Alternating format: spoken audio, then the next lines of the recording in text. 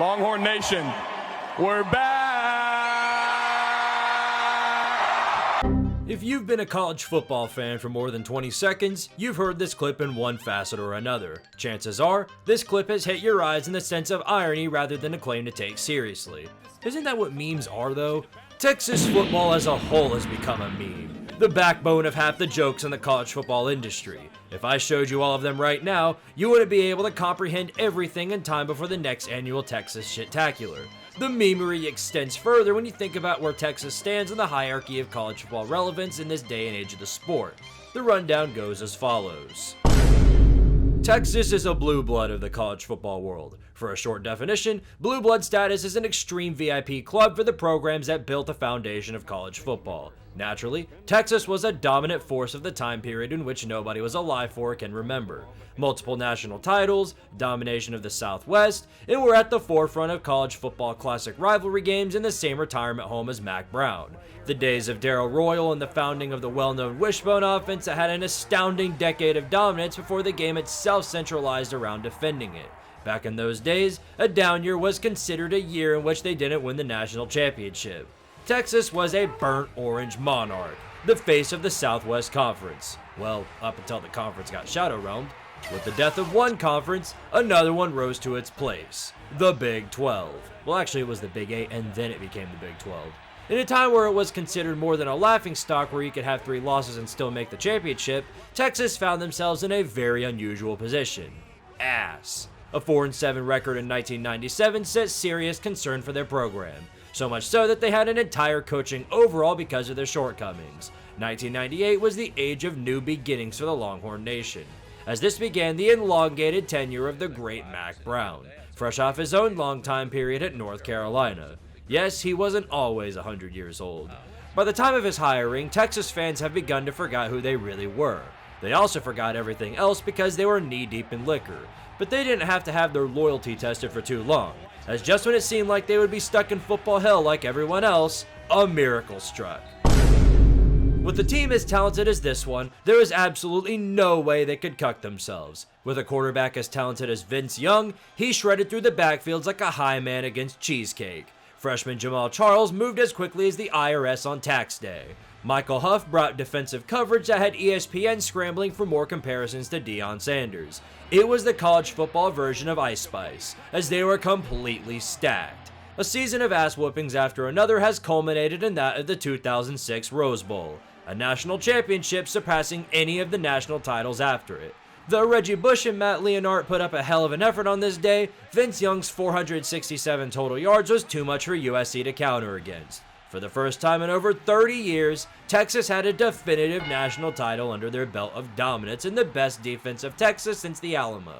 Both of the programs in this championship game, being on top of the college football world in this day, are sure to continue this era of dominance in the coming future. I mean, let's take a look at Southern California.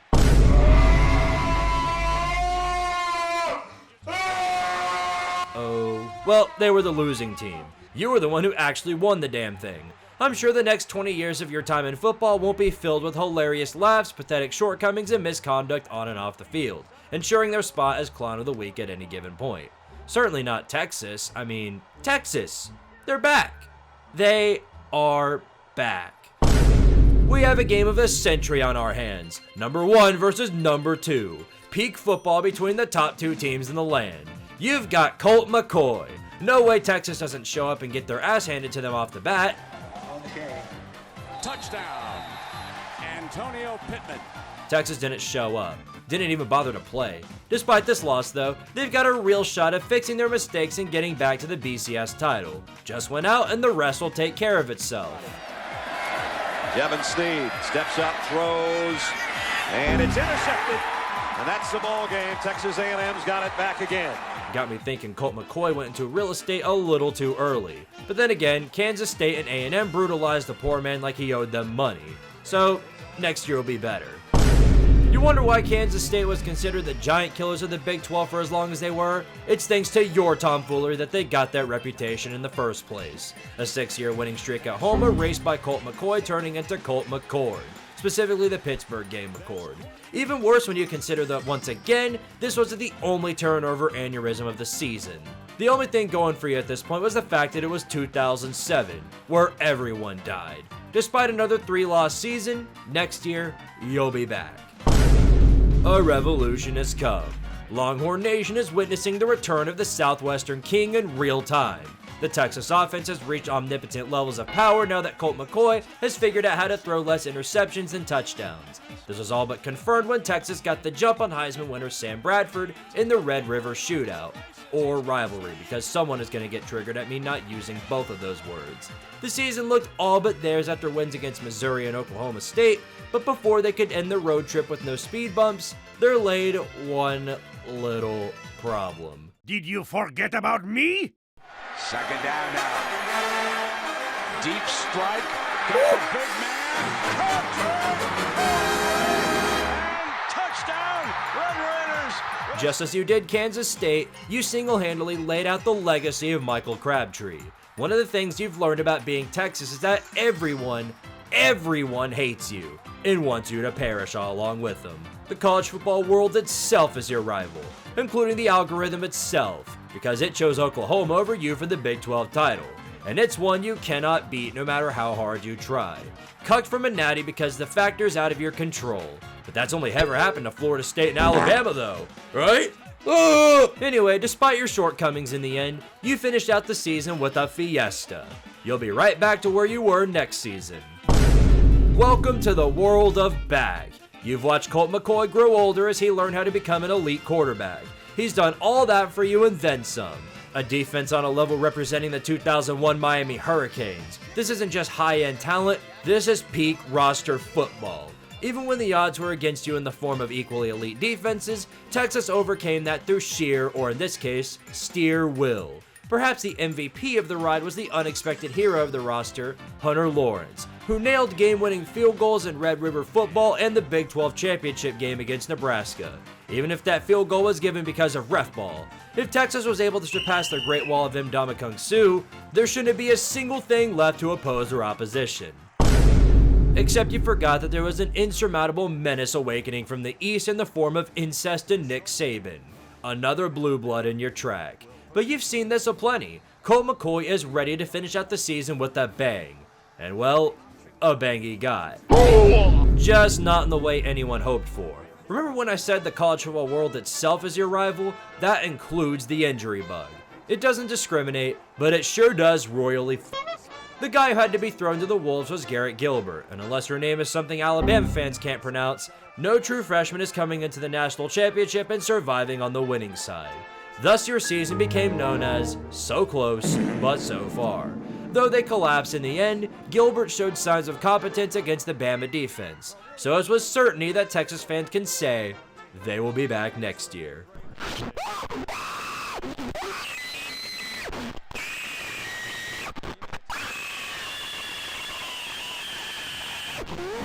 So that was a fucking lie. To go from national championship runner-ups to last place in your division is truly riveting development. The Garrett Gilbert stock crashed harder than the US 1 year before this. Texas ran the ball as well as a literal brick, and the offense as a whole looked like Kirk Ferentz got Alzheimer's. This led to a cornucopia of new achievements for 2010. First loss to Iowa State in program history. First loss to Baylor in over a decade. Quarterback performances where 5 interceptions was considered a consistent performance. And one of the only times in history where a preseason top 5 team finished not going to a bowl. Anytime you can find yourself in Florida State's shoes, you've awoken true despair. It was enough of an embarrassment that Mack Brown cut the cord on all of his minions and summoned a new staff in order to reestablish his domain in the Big 12. With guys such as Brian Harsin and Manny Diaz, holy hell, the jokes literally write themselves. But maybe these guys have some shred of competence. 2011 will be where they really come back. Well, not exactly what the fans were looking for when it came to national relevance, but they didn't completely crash into a cow pasture this year. So, development? 4-0 is pretty fun, but getting euthanized in the Red River Shitfest was not what the fans desired, and neither was losing to Kansas State again, as well as Baylor's Heisman winner Robert Griffin III. Remember that one time y'all won Heismans? 1998, was it? Pretty good year. Despite all of this though, the offense managed to exist this time, giving the Longhorns the edge in a few marquee games. 8-5 is not the standard though, so hopes began for the future with the second coming of Colt McCoy. Furthermore, Texas A&M bailed for the SEC bag, so now you'll never have to deal with them again. You also have something nobody else has, and that includes nobody. The Longhorn Network, an attempt to set the balls on the faces of every other athletic program in the Big 12. It worked, sort of, only because the Big 12 itself didn't have a network of its own. Maybe you guys were asking for everyone to be your rival. Well, reap what you sow. Wait a second, where'd the defense go? The so-called contending defense made me believe trotting out Mack Brown himself as a defensive back would have been a better option than anything else. It's funny how 12 years later, Mack Brown's defensive game plan is still that of a wet slice of cheese. Happy Thanksgiving, by the way. Feast on pain. Now Case getting some pressure. Picks up a block. McCoy firing into traffic, and it is intercepted! This, along with the fact you let Oklahoma put up 60 on you, set up for what was going to be a make-it-or-break-it year for Mack Brown going into 2013. Will Mack be back?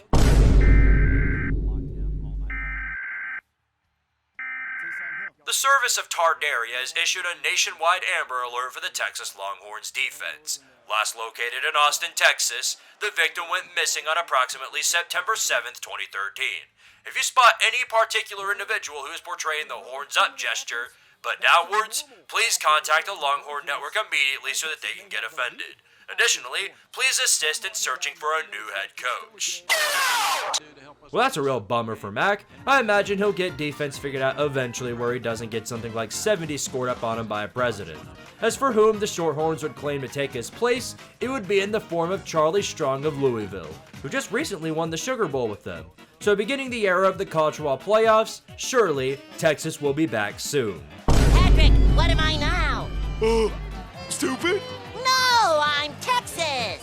What's the difference? By back, I mean back broken. Isn't this the same Texas program that competed for national titles? Because right now the only thing they're competing for is the Alamo Bowl runner-up. Wouldn't it be the first time they got humiliated in the Alamo? Guys like Taysom Hill, Bryce Petty, and Travion Boykin were practically giving gifts straight from Tyron Swoops on various occasions. The Mack Brown pipeline is shriveled up into a wet fart, leaving Strong to clean up whatever is left of the dust pile. Maybe 2015? Maybe? Wait, do we have hope now? The Texas offense is actually doing something. I certainly hope this season doesn't get slashed by terrible special teams miscues and defense straight from the shadow realm where Patrick Mahomes puts up over 600 yards. Certainly you can hit this extra point to tie.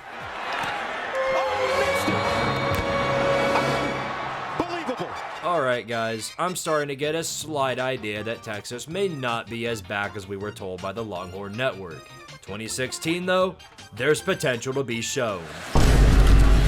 Swoops dancing for the win! Texas is back, folks! It's happening. The message boards and boosters foretold this moment. Texas has returned to the elite status of college football. Texas faithful, observe! You're witnessing glory in the making. Well, that's true for one team, just not for yours. Texas is back, folks! Why'd you get a goddamn job? I didn't need to keep the suspense on that one. This loss alone was the death warrant for any coaching contract. Losing to a team you haven't taken one to since the Great Depression would be enough to give you the UAB treatment if it weren't for the fact you were Texas. That Notre Dame team you beat at the start of the year also went 4-7, by the way. So the great achievement of Charlie Strong will be forever known as wasting everyone's time. Before the season's end though, Texas had already made their next coaching hire in the form of Tom Herman, former Houston coach who managed to beat Oklahoma, which is basically what half of the Texas fans care about anyway. With a bold and eccentric attitude like his, there's absolutely no chance that his career whittles out and falls apart in the coming years. Certainly not Texas. Let's see what 2017 brings. 8-yard gain, 2nd and 2 at the 3. He runs it again. Allen strip. SC has it. Clean snap. Good hold. If you want a clear synopsis on how everything went, that just about describes it. It's when you started playing Maryland to live rent-free in your loss column, along with more losses to your Big 12 daddies. It's also known as the debut of Longhorn legend Sam Ehlinger, who was about as consistent on the field as a wet spaghetti noodle. The defense existed this time, which is a plus, but with the Kyle Shanahan clutch bone, it really didn't work out in your favor. We shall be awaiting 2018, where hope awaits in the Longhorns' return to universal dominance outside of the meme circle. Hope has been restored. After years of football aneurysms, the results have finally paid off. You're winning football games again. You're beating Heisman winners again. You're winning the Red River Kerfuffle again. Hope has surged in the form of Sam Ehlinger and Tom Herman. Just a few little problems. Maryland, Oklahoma State, and of course the fact you had to face off against Heisman winner Kyler Murray. Again. You're not going 2-0 against that. But that sin is far less than the sin of what this is. Snaps it anyway. Greer lobs it in the air. Oh! What a catch, Gary Jennings! In the gun. Greer, quarterback run. Greer! He got it! Touchdown! 2-point conversion for West Virginia. Wait a minute. What did Will Greer just do? Red alert! Red alert! Horns down throw! Fire up the message board! Contact the Big 12 Commissioner immediately! They must pay for offending us! They must pay! Well, on the bright side, despite the Big 12 title loss, you managed to beat Georgia in the Sugar Bowl, which gave birth to one of the greatest sports memes of all time. Longhorn Nation, we're back! It gets funnier every time it's spoken. Here's to 2019. You know what's funny? You lost to LSU, but you lost to 2019 LSU. If everyone had known what LSU became this season, they might have seen the optimism in this close loss. But Texas and optimism are not two words of which belong together. The same couldn't be said for Max Duggan in his debut season. Don't worry, you'll get plenty more of him. As well as the legend of Connor Big Balls Assailing. For the win! He's got ice in those veins! These shitfests resulted in Tom Herman telling both of his coordinators to leave the premises. But hey, remember the Alamo? You won that! So that must count for something. At the 1-yard line. Ingram, and this time he's hit and knocked backwards, and TCU says they fumbled. TCU says they have the ball. I think he lost the ball when he tried to go up and over. Ehlinger is walking off the field. And the Horned Frogs recovering. Lines up. And that's your ball game. Trey Brown. Purdy to Hall, and Breece Hall gets in the end zone. Snap clean, kick on the way. No good! And Iowa State wins in Austin for the first time since 2010. Well, remember the Alamo? You won that. Again. So that must count for something. Yeah, it doesn't. You need a beat! Texas has about as much of a leash for their coaches as Kanye had clothes for his ex-wife. Thus, welcome to the Daryl K. Battle Royale, Mr. Steve Sarkisian. Being part of Alabama, he has his fair share of winning under his belt, as well as losing since he was with the Atlanta Falcons before that. With yet another rebuild kicking off, Texas fans can only hope and pray that the Longhorn Network feeds them enough thinking juice to believe that Texas will be back next season. Hope has arrived in the form of Casey Thompson. A 28-7 lead in the Red River Dick Measuring Contest? No way you can instantly die and piss this one away.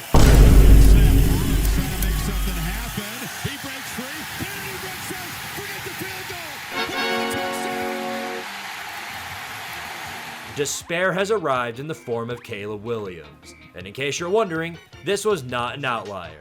This was just the beginning of the trend. Daniels, flushed. Daniels, end zone, caught! Kansas wins it! Jared Casey, folks, the hero. Texas and the Jayhawks. That's not what he wanted to cook. This year begins the tale of the fabled Quinn Ewoks, a Doak Walker winning running back in Bijan Robinson, and with a roster as stacked as this one, there's no way things fall apart. But you forgot, step on a crack and break all your clutch bones. High snap, kick up, kick, good! Ewers from the pocket, throws a lob downfield, it's picked off at the 42-yard line!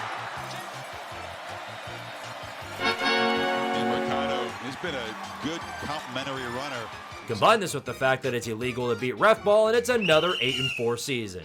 It's like you went ahead and took the reins of Texas A&M since they're too shit to even make a bowl now.